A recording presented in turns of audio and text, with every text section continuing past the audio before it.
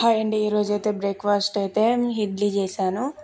ఎంత స్మూత్గా వచ్చాయంటే చాలా స్మూత్గా వచ్చాయి. ఇంత స్మూత్గా చేస్తే పిల్లలైతే చాలా ఈజీగా తింటారు. చూడండి, చిన్న చిన్న ఇడ్లీలు మా చిన్నవాడికి ఇవన్నీ చిన్న ఇడ్లీలన్నీ. చిన్న ఇడ్లీలు అంటే బాగా ఇష్టపడతాడు. అందుకే మా చిన్నవాడి కోసం చిన్న ఇడ్లీలు చేశాను అనమాట ఈరోజు. ఇక మా పెద్దోళ్ళకి పెద్ద ఇడ్లీలు బాగుంటాయి, స్మూత్గా వచ్చినాయి. ఎంత స్మూత్గా వచ్చినాయి అంత సాఫ్ట్గా వచ్చినాయి అనమాట. చాలా టేస్టీగా ఉంటాయి కూడా. ఇడ్లీ పిండిను ఇడ్లీ రవ్వ, మళ్ళీ పప్పు, మినప్పప్పు, బియ్యం ఇవన్నీ మిక్సీ పట్టి రవ్వ కలుపుకుంటే కొంచెం సోడా వేసుకుంటే చాలా స్మూత్గా వస్తాయి అన్నమాట పిండి.